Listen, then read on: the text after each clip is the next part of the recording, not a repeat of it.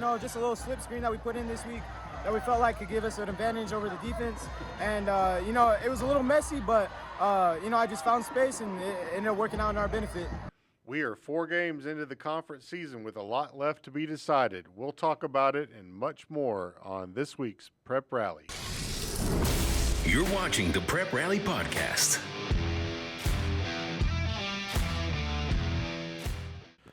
Welcome to the Prep Rally Podcast, sponsored by West Termite Pest and Lawn. Graham Thomas with you and with Rick Fires this week in Northwest Arkansas. And Leland Barclay joins us in the River Valley. And Rick, good to have you back this week after a week away while you were covering 6A West Conference Tennis Tournament. How you doing, sir? Man, I love this time of year. I'm basically from East Arkansas. This time of year when I'm over there, all I see is brown dirt and white cotton. Man, you turn around, you see all the leaves starting to turn. You got all these beautiful colors. It's real crisp in the morning. It's not like the middle of summer when you're sweating at 7 a.m. So maybe Leland doesn't like it, but I love it. I love this kind of weather, this kind of football, and a lot of important games coming up. We just need you to start doing the rain dance a little bit because we hadn't had a drop of rain since week 1. Yes, we need that big time. All right, Leland, how you doing down yonder? When I walked out this morning, it was a little chilly, but I could sense playoffs starting to come into the air. And I went back in, got my sweatpants on, so I'm ready to go. And plenty of black coffee for sure. So that will lead us to jump right into what we got going this week, gentlemen. It's week 7, time to start with the 4th conference game. And the contenders are starting to pull away from the pack, and we will know a lot more after this week's game. So let's jump right into Leland Barclay's Gimme 5 for this week. These are the top 5 performances of the past week in the River Valley. Of course, we always start with number 1, the River Valley Democrat-Gazette Player of the Week. And we knew it was just a matter of time. Kane Archer, junior quarterback for Greenwood. Yes. 17 of 22 passing on Friday night for 393 yards and 7 touchdowns in a 62-7 win at Siloam Springs. His 7 touchdowns marks just the second time in state history for a quarterback to throw 7 touchdowns in a half, and the first time since Thomas Thrash of Pulaski Academy threw 8 23 years ago. What? How many years ago? It had to be like 23. 8. No, it had to be 8. I can't believe I'm that old. I remember him. 2001. So he's 7 touchdowns, led Greenwood to a 49-0 halftime lead. Of course, he didn't play in the second half. Champ Davis, 5 catches for 105 yards and 3 of those touchdowns. Isaiah Arrington, 5 catches for 146 yards and 2 touchdowns. And then touchdown tosses to Grant Carnes and Cooper Bland. Kane Archer now has 26 touchdowns passes on the year, and he's thrown 32 incomplete passes. So almost as many touchdowns as incomplete passes. That's wild. That is a number. Number 2, Kade Boen, quarterback for Lamar, subbing for the injured Caleb Green. 11 of 15 on Friday night for 151 yards and 4 touchdowns, and also ran for a touchdown to lead Lamar to their first 4A4 win of the year in a 35-8 win over Dover. Number 3, senior quarterback Jeremy Strozier from Mansfield, 12 rushes for 95 yards and a touchdown. He also threw 2 touchdown passes on Friday night, completing 3 of 4 passes in a 52-6 win over Lavaca. Strozier's a really good football player at Mansfield. He is I think, probably the quintessential architect of an offense. I mean, he commands that offense and he runs it, and he's a true field general for the Tiger. Number 4, Rhett Nietert, running back for Booneville. Booneville spreads it out so much that their stats just aren't, I guess you would say, impressive, mainly because they spread it out, 2, because they only play a half. But Nietert on Friday night had 7 rushes for 141 yards and 3 touchdowns in a 64-14 win at Greenland. Yeah, that's impressive because I've seen Greenland, and they're a good football team. To blow them out like that at Greenland, I was blown away by that. Well, and they held Slade Norwood to 103 yards passing. So that tells you a little something about Booneville's defense, too, which often gets overlooked. And hey, they're the number one team in Class 3A. So Do what? I said Booneville is the number one team in Class 3A by the Arkansas sports media. They deserve it. Yeah. They've been rolling, for sure. Number 5, Brycen Graham, quarterback from Spiro, 15 of 24 for 264 yards and 2 touchdowns. He also ran 22 times for 119 yards and the game-winning touchdown with no time remaining, and then threw the 2-point conversion pass to Connor Reed for a 43-42 win over Wilburton for Spiro's first district win on Friday night. Man, that sounds like an exciting game. Just right there in overtime. I mean, just a terrific ball game. All right, well, that leads us into the River Valley Sports Report, Leland. Kind of starting to wrap some things up and even getting prepared to wrap more up. Well, it wasn't too long ago we were talking about the halfway point of the regular season. Well, this Friday night actually will push us over the halfway point of conference season. So it's, 4 weeks are left. And boy, the 3A1, we all knew that Mansfield, Booneville, and Charleston is we thought they were the cream of the crop in the 3A1, and it's proven that way. But now it's going to be interesting, who gets that 4th and 5th spot. Hackett has started out 0-3, but they had to play Mansfield, Booneville, and Charleston to begin with. So we'll see where they figure in. And then, of course, Greenland. And there's Lavaca, which won that close game at Greenland early. So that 3A1 conference is going to be real exciting, as is the 4A4. Mena and Dardanelle are both off the 3-0 starts in that conference. And who saw that coming? Well, I just knew that Dardanelle had a quarterback with a really good name, Creed Vega. Sounds like a boxer, doesn't he? Creed Vega, and I talked to Lamar coach Josh Jones earlier today, and he was talking about they've been in their Little League conference from the time they were in the 4th grade up, and he said he has been just a man among boys from the time they were in Little League. So he kind of saw this coming, and he said basically that he hasn't slowed down much. So that's going to be a really fun conference too. And the interesting thing about that 3rd spot in that conference still gets a home playoff game and maybe even would have a winnable 2nd round game based on the bracket. So there's still a lot at stake, even though Dardanelle and Mena's off to 3-0 starts. There's still, it's going to be real exciting in that conference. And then as well, the 5A West again, that one's going to be another tough one. Farmington looks to be in pretty good shape right now, and Morrilton, Valonia's win at Alma kind of shook some things up. So that's going to be real exciting too. And then how about a big shout out to Sallisaw coach Brandon Tyler, who won his 200th game as a head coach on Friday night with their win at Tulsa McLean. And how about this? He's won 200 games. This is his 20th season as a head coach. I think we can even do that math without a calculator. I can't. 200 wins, 42 losses in 20 years as a head coach. Really nice story on Coach Tyler in the River Valley Democrat Gazette on Sunday morning, Leland. I thought that was a good job of recognizing a tremendous achievement on his part. Yeah, he's been fun to talk to through the years and fun to get to know as well. And then softball, the Pocola Lady Indians lost in the 2A state championship game on Saturday afternoon to Dale, 1-0 on an unearned run in the bottom of the 7th with 2 outs. Man, but still, for 4 seniors, do what? I just say that was a heartbreaker for those girls for sure. Well, especially 2 errors in the bottom of the 7th, and that was a tough one.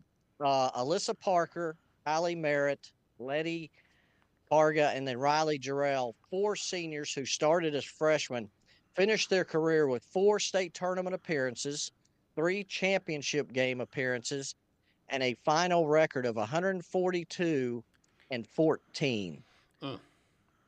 And then in volleyball, the Southside Lady Mavericks have mathematically clinched the top seed in the 6A West. They're 13-0. Big game against Northside in the Battle of Rogers Avenue on Tuesday. The Hackett Lady Hornets remain undefeated as well, 28-0 as they go in. They start kind of postseason play in volleyball. Tennis state tournaments wrap up on Tuesday as well. And then Van Buren's big cross-country meet is Saturday. Leland, I have one more note for you on this. A couple of boys from Fort Smith Southside, Dakota King being one of them, played real well and Southside made it to the second day of the Class 6A boys golf tournament. So nice job by those guys. That's a tough group of guys on that 6A golf. Like, you have a lot of teams that were shooting in the high 70s, which is pretty good for high school golf, not making it to the second day. So when a team like Jonesboro doesn't even make it to the second day, it's tough because they've always had good golfers over there. Well, and two, that's the kind of stuff that, we look at and keep track of and follow because we have our, postseason awards that we do in all of those sports. After this week, we'll have just volleyball and a little bit of cross country left and football. And then it's getting into basketball. It really goes by quick. So, all right. Well, we are going to take a break. And as we go to break, we will leave you with some high school football action in the River Valley. You're listening to Prep Rally.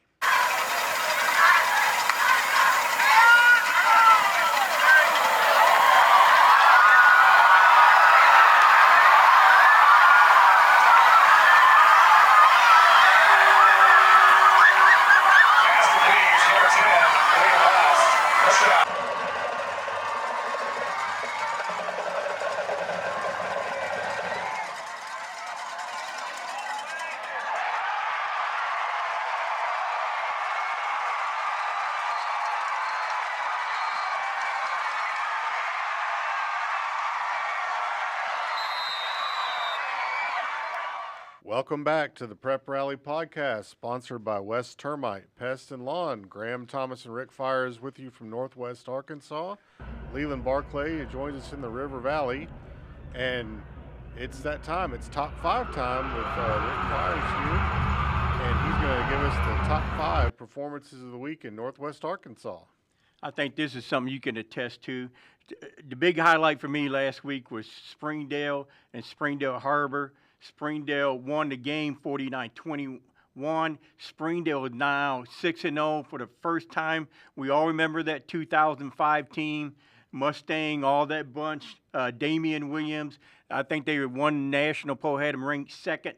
But what a great turnaround for Springdale High. Brett Hobbs, one of my favorites. He is the poster child for Springdale High Bulldog toughness. All-conference linebacker, went to Arkansas Tech. Had a really good career there. The atmosphere was just fantastic. You were there as well. Just to see the big crowds there again. They've done some upgrade with that Gerald Williams Bulldog Stadium. And at the end of the game, I get to see Gerald Williams there. So what a treat for me. I know it was for you to watch that game. Jack Pounders, the trifecta. He's the quarterback for Springdale High. Ran for a touchdown, threw a touchdown pass, and he caught a pass that went for a sizable game. I can't remember how many, 50 yards, something like that. Hader, the running back, 128 yards on only 8 carries. Just a fantastic win for Springdale High. Now that sets up, we talk about all the great games coming up. That sets up a big game with Springdale High at Rogers. Rogers, my goodness, 38-3 over Bentonville West. And you talk about an athlete, hey, young people, listen to this. Jeff Regan, I stood next to him on the side. He is not a big guy. I'm 6'1", and I don't know, maybe he's 5'9", 5'10", or something. He is a dynamic athlete. He's played in defensive secondary. He played at wide receiver. Now he's the quarterback. And only one half of action against Bentonville West. Jeff Regan was 10 of 11, 142 yards passing, 3 touchdowns, and he ran for 180 yards on 12 carries. So just, I love watching that kid play. Sometimes it doesn't, how big you are, how fast you run backward, the shuttle and all that. He is just a dynamic athlete with a lot of heart. So looking forward to watching him play some more. You want to do some numbers? Hey, I got some numbers right here. Monster game. Griffin Mason, Shiloh Christian, 32 carries, 266 yards rushing, 2 touchdowns. You know, that's half a season stats for a lot of people. But Griffin Mason did it in one half when they Shiloh Christian 38-20 over Southside. Leland and I both saw him earlier, and we saw him picking up some good yardage in that Greenwood game. He is a great running back, great athlete. My player of the week was Ayden Lester, Farmington. Counted for 5 touchdowns and 39-27 win over Greenbrier. Greenbrier is a good team. I've seen them a couple of times through the years. They were picked in the preseason poll by the league coach. Had finished second, and Ayden Lester and all the other players. Luke, what's his last name? Elsick. Yeah. Man, some big time players over there. So Farmington is still undefeated in conference. They're 5-1 overall. Let me go down to Elkins. I kind of combine this right here. Elkins beat Lincoln 58-0. Lincoln's not the same team right now without Cale Jones, who's been injured. Prairie Grove 62-3 over Berryville, and that sets up a huge game on Friday. Be there. I'm probably leaving right after this to go over to Elkins and get me a seat. This is for 2 teams that are undefeated in conference play. The game's at Elkins on Friday night.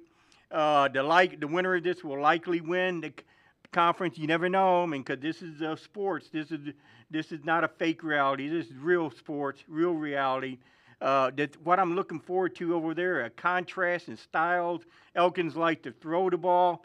Ben Napier, a junior, he's really come on at quarterback for Elkins. And remember, he had to replace Dizzy Dean, who was a great quarterback for them, and now he's playing college ball at Central Missouri Mules.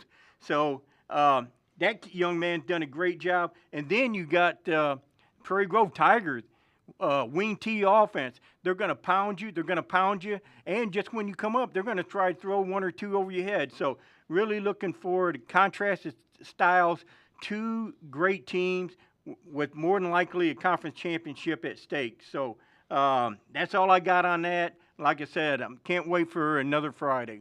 All right. Well, that will bring us into the Northwest Arkansas Sports Report for the week. And I'm gonna start us off here with just recapping the Class 6A boys golf tournament. And you know, Rick, sometimes it isn't about the team that finishes first, but it's about how the second place finish goes. Well, Catholic High kind of ran away with the state boys golf tournament on the second day. Yeah. They were 1 stroke ahead of Rogers going into that second day. Well, Rogers kind of didn't have a great day on the second day, and Bentonville had a really great day and made up about 11 or 12 strokes on the second day. And all of a sudden, after 18 holes, there's a tie for the state runner-up, and it's Rogers and Bentonville, 2 of our Benton County teams. And so they went to a 1-hole playoff on hole number 9 right there in front of the back of the clubhouse at Springdale Country Club. And Jack Scudder sank about a 15-yard putt for birdie to clinch the state runner-up for Rogers. Great season for the Mounties. You know, they were defending champions coming in, finished second this year. Cohen Kennard was a great golfer for Rogers, and he finished as the state runner-up in the individual play. The kid from Little Rock Catholic, he won at Jackson Wolf. But I tell you what, it was fun seeing 2 of our teams up here in Northwest Arkansas battling it out for second place and being rivals. I got to speak with Kent Early, the Bentonville boys coach, Yes. and man, he was really proud of the job that they did. And you know, you kind of get a little. It's just the moment always hits me when everybody starts to finish up on that hole number 9. That's how they like to finish them at Springdale Country Club, and you hear the applause for everybody coming in, and you know, some kids had good days and some kids had tough days, but there will be other days. And you know, it's just a great moment, and congratulations on a successful golf season. the state overall is this week, and a few of our kids will be playing in that down at Pleasant Valley Country Club in Little Rock. Always a beautiful course down there. So, Rick, we got the state tennis tournament going on at Burns Park, Class 6A this week in North Little Rock. And, you covered more tennis than anybody on our staff, but I know you've gotten to see a couple of the standouts, in the 6A West, and you had a feature on one of them this week. Yeah, Glenna Langford, big, tall, left-handed girl. And they said, I don't know a lot about tennis. I follow it some, and I asked them, is that an advantage being a left-hander in tennis? And she said, yes, it does. Her coach said, yes, it does. That the ball comes off different to spin. Mm-hmm. So I'm equating it to like a left-handed pitcher trying to throw to a right-handed batter or something. So I looked at earlier this morning on the way up here. I saw she won her first match. So did Menendez from Fayetteville. And they got second round, I guess, quarterfinals, semifinals, finals today, probably going on right now or later this afternoon. So Glenna and the girls, all from Northwest Arkansas. Bentonville's real strong. Fayetteville's got a strong team, particularly in the boys. So eager to see what the finals are on those. Yeah, when it's up here, we enjoy it when it's up here because we get to kind of see it fresh and all. Down there, we just kind of have a bird's eye view of it. We're following it eagerly. So, high school volleyball. So, the 6A West still has a couple of rounds left, as Leland talked about. Fort Smith Southside has essentially wrapped up the number 1 seed. Still a lot to play for, though, in the conference. And, so we have the last couple of rounds of conference play going on this week and next week. But it's conference tournament time. I know the 4A1 conference tournament will be going on this week. Prairie Grove's got a real good volleyball team this year, and they've had a big year. Shiloh Christian's had a big year in the 6A West. There was a good story in the paper on Bella Bonino, who is going to Ole Miss to play volleyball. And oddly enough, she's a good soccer player, too. Yes. I remember her from last soccer. year. And we get into that last week of October, and we're all going to be doing some volleyball. We're just all going to be – and when we come back, we will do Who You Got for our predictions for the week. 14-15, or 14-14, so correct that. You come up with that screen pass on third down, and from there on, you guys didn't look back. Run the play by me. It was just like a little misdirection play, just a little slip screen that we put in this week that we felt like could give us an advantage over the defense. And, it was a little messy, but, I just found space and it ended up working out in our benefit. And we're back with the Prep Rally Podcast, sponsored by West Termite, Pest and Lawn, Graham Thomas and Rick Fires in Northwest Arkansas, and Leland Barclay in the River Valley. And, guys, it's time for Who You Got. We're going to How'd we do last week? Oh, Rick, you did so good. I can't even tell you how good you did. I ain't even peeked. That's why he asked. That's why he brought this up. Yeah, I saw that on the way up here. Yeah, Rick had, for those of you at home, Rick had an 8-0 week last week to put him in the lead. Wait a minute. That means 8 wins. I predicted 8 and got no wrong. That is correct. Wow. And you're wondering why he brought up, hey, how'd we do last week? That's set y'all up. Well, anyway, it's a different week. We got to prove ourselves every week. Rick went 8-0 and he's 41-15 on the year. I went 7-1 and in one game behind at 40-16. Leland had a good week. He went 6-2. Not good but enough. He's sitting at 37-19, 4 games back out of first place. But I tell you what, a couple of bad picks by Rick, and he's right back in it. I know. He'll go right around me. I'll be looking to the left, and he'll come up on the right and just pass me. All right, so this week's games, man, we got some tough ones to pick, so we're going to go ahead and get started in Class 3A. And I'll start us off with Charleston at Lavaca. Was a little disappointed in how that one went last week with Lavaca. I thought they would play Mansfield a lot better than they did. So I tell you, I'm just going to have to go with the Charleston Tigers. Rick, who you got in this one? I got to go with Charleston, too. particularly coming off Lavaca last week. Charleston, they'll be there. Leland, who you got? Oh, absolutely, Charleston. Carter Little is having just a tremendous season at quarterback for Charleston, and he's going to continue to roll. And it's going to be again, it's the three-way monster of Mansfield, Booneville, and Charleston, and I don't see anybody touching those three. All right, so we are all going on. We're all buying in on Charleston here. All right, Class 4A monster showdown in the 4A1 Prairie Grove at Elkins. And I'll start us off again on this one, and then we'll go to Leland and then Rick. But, I just don't see as much respect as I have for Prairie Grove and the job that Danny Absher does. Elkins, I just think they're on a different level right now. So I'm going to go Elkins and Elkins big over Prairie Grove. Leland, who you got? This is the first of two games that are similar in our picks this week. And this is the Prairie Grove and their ground-pounding offense against Elkins and their high-flying offense. And, in these games, in fact, I talked to Chris Young earlier this week at Greenwood, and he said in these types of games, they usually expect 11 to 12 offensive possessions in a game in normal games.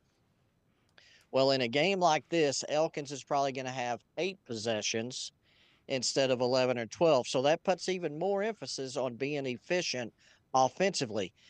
And I'm so tempted to take Prairie Grove in this game, but I think the difference, too, is Elkins at home, and I think it's going to be Elkins by a little at home.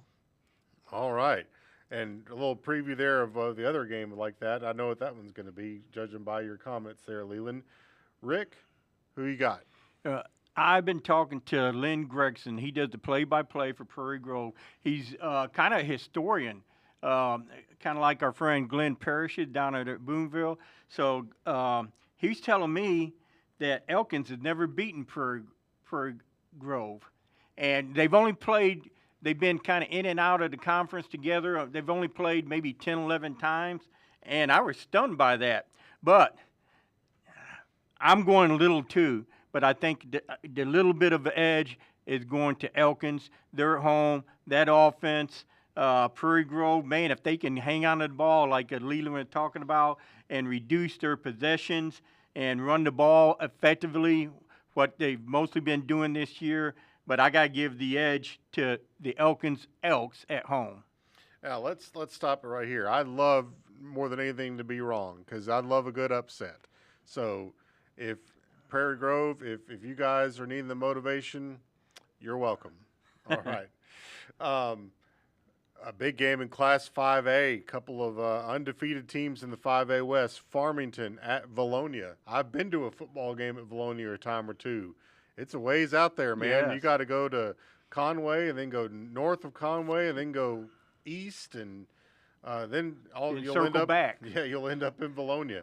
So I'll start us off again, and really hard to go against Coach Tommy Tice right now. They're on a roll, but man, I know who's coaching over there at Valonia, Clint Ashcraft. I know he'll have them ready to go. Yep. So I'm gonna go Valonia to knock off Farmington at home on Friday. Leland, who you got? You talk about the travel and the road trip and all that. Well, Coach Tom Tice grew up and played in Huntsville. He coached in Harrison. He knows how to get a team ready to travel. I have no doubts Farmington rolls in this one. All right. Rick, I'm going to take Farmington. I respect Valonia, Clint Ashcraft, known him for a while, but I think Farmington goes over in there and wins that game. Just that's another fascinating matchup. So two coaches who gotten back in the game. Yep.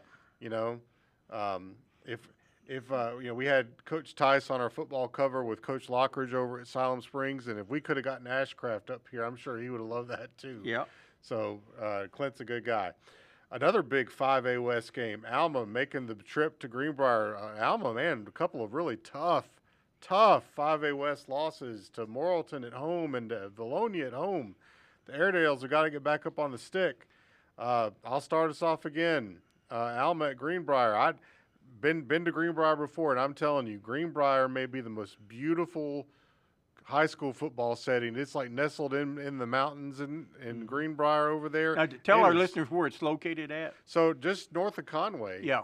You're right there close to Valonia, actually. They're rivals. But the stadium just sits, it's just nestled right in all these beautiful hills, and right this time of year, just a beautiful backdrop for high school football.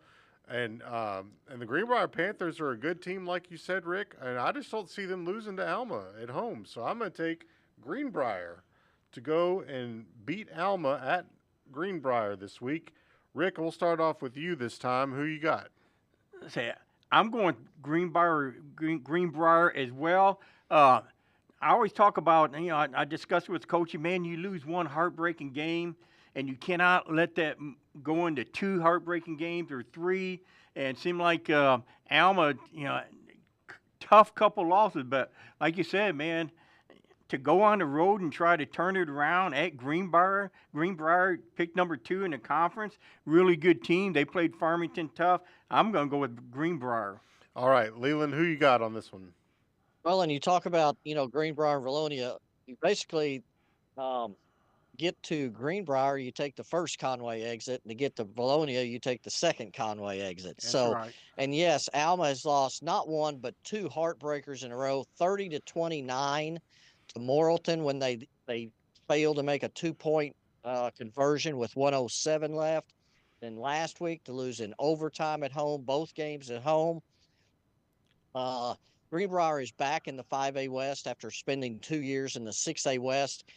And the 6 years prior to that, when they were in the same conference, Alma and Greenbrier went 3-3 against each other. Wow. In the last 14 games that they've played each other, it's 7-7. So it's that close, and it's 2 very similar type teams. I just do not see Alma going 3 games without a win, even though Greenbrier may have the best running back in the conference in Enoch Hassan. I just think Alma bounces back and finally wins a close game. Wouldn't that be something? Be a great story. And, our guy Harold McIlvain covered both of those games at Alma, and I was joking with him. I was like, boy, you get all the good ones, man. And he laughed at that. So, all right, Class 6A West, another huge matchup. Leland's already kind of teased to it a little bit earlier. Lake Hamilton at Greenwood. Boys, I just don't see anybody slowing Greenwood down. So I'm gonna go ahead and say Greenwood's gonna win this one. Lake Hamilton's got a good football team. Don't get me wrong, but it's gonna take, a monumental upset effort to be able to beat Greenwood at Greenwood. Rick, who do you got in this one? A lot of teams got really good teams, but, man, Greenwood is the exception, probably the number 1 program in the state of Arkansas last few years, Greenwood. Leland, you're going with Lake Hamilton, aren't you? Well, I tell you, I'm not tempted. Lake Hamilton, I'm sure, has watched that Shiloh Christian tape over and over and over, because you remember in that game, Shiloh Christian led Greenwood 17-14 in the third quarter, and it was because of just lining up, running the football, and keeping the ball away from Greenwood. Mm-hmm. And Lake Hamilton is capable of doing that as well, but it won't be nearly as much. Alma, again, big, they remain undefeated. Oh, you mean Greenwood? Greenwood. I mean Greenwood. Who did I say? Alma. Alma on the brain. Greenwood remains big, Yes. and remains undefeated. Real quick, gentlemen, another 6A West matchup in the River Valley between 2 River Valley rivals. Van Buren at Fort Smith Southside.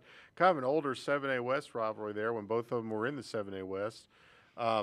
Van Buren got, punched in the mouth pretty good at Lake Hamilton last week, so I'm going to go Fort Smith Southside by 2 touchdowns. Rick, who you got on this one? I got Southside. And Leland, who you got? Yeah, Southside's at home, and, Southside and Van Buren played each other that first year that Southside had a varsity team in 1965. They've played off and on through the years, but Van Buren's only defeated Southside 3 times, and the last time they beat him was 1999, and I think Southside wins at home to stay in contention for a playoff berth. All right, 2 more games left, guys. We're going to go to the 7A West matchup, Springdale at Rogers. Springdale, man, the 6-0 Bulldogs, Super S, against the Mounties, who are, 4-2, but coming off a really impressive win at Bentonville West. I'll start us off, and gentlemen, I think the magic ends Friday night. I just don't know that Springdale, they're gonna make life really hectic for Rogers, but Rogers has got some tools on their end to do the same. So I'm going to take the Rogers Mounties to win a close one over Springdale. Leland, who you got in this one? Yeah, we talked about in the 3A1, it's Mansfield, Booneville, and Charleston. Well, I think in the 7A West, it's Fayetteville, Bentonville, and Rogers. And until somebody else can prove otherwise, I think it remains that way. And I think Rogers wins by a decent margin on Friday night. Rick? I'm agreeing with you. The undefeated season for the Springdale High Bulldogs at 2005 is safe. This is when Springdale goes down. Hate to say it, but yeah, Rogers is really, really good. All right. This will lead us to our 7A West game of the week in Northwest Arkansas. Fayetteville at Bentonville. It seems like a broken record we talk about every year, but both teams are 3-0. Bentonville has gotten back up on the horse, so to speak, after an 0-3 start. They've won their last 3 in a row, and Fayetteville, after losing to Texas High, has also won 3 in a row. Boys, it's at Bentonville at Tiger Stadium. Bentonville's on a roll. Give me Bentonville to take care of Fayetteville, the defending state champions, in a rematch of last year's state title game. Leland, who you got in this one? Well, I think that, a big part of this game is going to be the quarterback play. I think Bentonville has finally settled on a quarterback. They had competition all spring, all summer.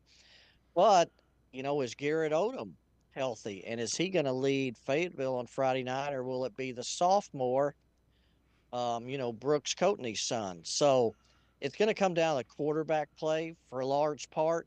But I picked Bentonville to win the conference early. And I think that's what, that's what they have to do on Friday night to win the conference. So I picked Bentonville. All right, Rick. Well, we don't know if Garrett Odom's going to play. We'll see, I guess, Friday night. But, Rick?